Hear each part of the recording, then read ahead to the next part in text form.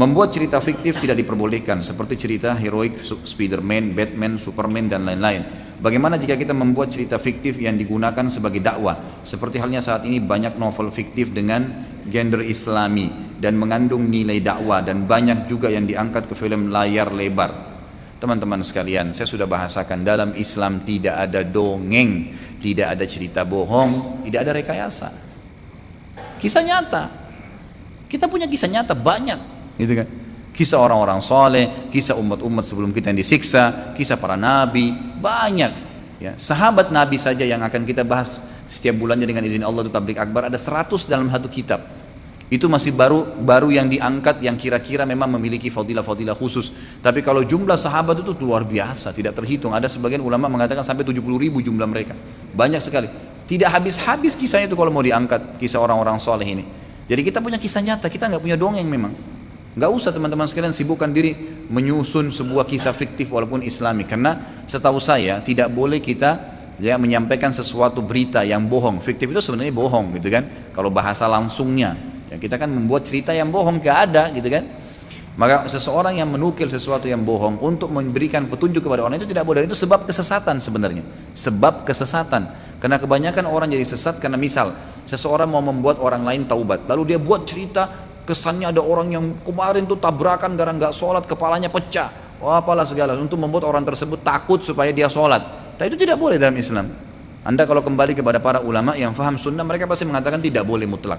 Datangkan kisah-kisah nyata. Kalau memang betul kebetulan ada orang yang sholat ya, tidak sholat kemudian memang betul terjadi azab Allah padanya, disampaikan, itu baru boleh. Jadi kisah-kisah nyata. Makanya kita lihat di dalam buku-buku para ulama kita dulu, itu mereka menulis kisah-kisah nyata. Kalau kita mengangkat kisah nyata teman-teman sekalian, itu akan memberikan pelajaran memang, karena kejadian nyata, fakta lapangan gitu kan, fakta lapangan. Mungkin Anda belum tahu, ada kisah yang dinukil oleh para ulama itu terjadi tahun 270 Hijriah, kisah nyata.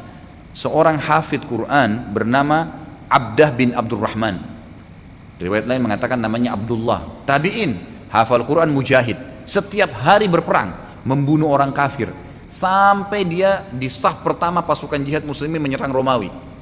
Itu kisah nyata ini, terkenal di tahun 270 Hijriah. Tapi diambil pelajaran bagaimana syaitan tidak membiarkan menggoda orang ya, dan menunggangi apapun di depan dia yang bisa menjadi fitnah untuk merusak imannya gitu kan. Akhirnya pada saat tiba di satu benteng Romawi, dan benteng Romawi itu sangat kuat gitu kan. Nah, salah satu ciri benteng Romawi itu memiliki perempuan-perempuan yang terkenal punya kecantikan. Jadi memang orang-orang, kalau kita sekarang mengatakan orang bule gitu kan. Kemudian sering mereka untuk melemahkan pasukan Islam, mereka bukan melemparin senjata, tapi di benteng-bentengnya didirikan wanita-wanita gitu. Dipajang oleh mereka wanita-wanita sengaja dengan baju yang terbuka, dengan rambut yang terulai gitu kan. Ternyata si Abdah bin Abdurrahman ini melihat seorang wanita yang sedang dipajang oleh orang Romawi itu, lalu dia terpengaruh, terkena memang fitnah yang sedang dilakukan oleh orang-orang kafir itu. Lalu dia tiba-tiba mengirim surat, Allahu alam bagaimana cara pada saat itu, kepada wanita tersebut. Kemudian dikatakan bagaimana supaya saya bisa atau kamu bisa menjadi istri saya, ataupun seperti itulah bahasanya. Kemudian perempuan itu membalas mengatakan masuklah Kristen. Apa yang terjadi ikhwas sekalian? Tabi'in ini murtad. Dia masuk ke benteng orang Romawi tadi, dia bilang baik saya siap. Dibukakan pintu gerbang dengan cara mereka pada saat, lalu masuk murtad, lalu menikah dengan wanita tersebut sampai punya keturunan dan meninggal dalam keadaan kafir. Sampai-sampai Al-Quran yang dia hafal sebelum dia meninggal didatangin oleh beberapa orang Islam untuk mengajak dia kembali Islam.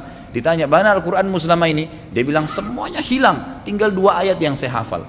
Ayat itu kurang lebih Allah Subhanahu Wa Taala mengingatkan ya, nanti hari kiamat orang-orang kafir berharap kalau mereka meninggal dalam keadaan Islam, seakan-akan Allah sedang mengingatkan dia ya. Jadi sebenarnya di sini kisah nyata memang begitu ya. Ini menjadikan pelajaran, bukan menyedihkan bagi umat Islam, tapi kisah nyata memang betul terjadi, diceritain untuk diambil pelajaran, seperti itulah. Dan kita punya banyak kisah gitu kan, banyak kisah-kisah yang nyata yang lebih baik itu diangkat gitu.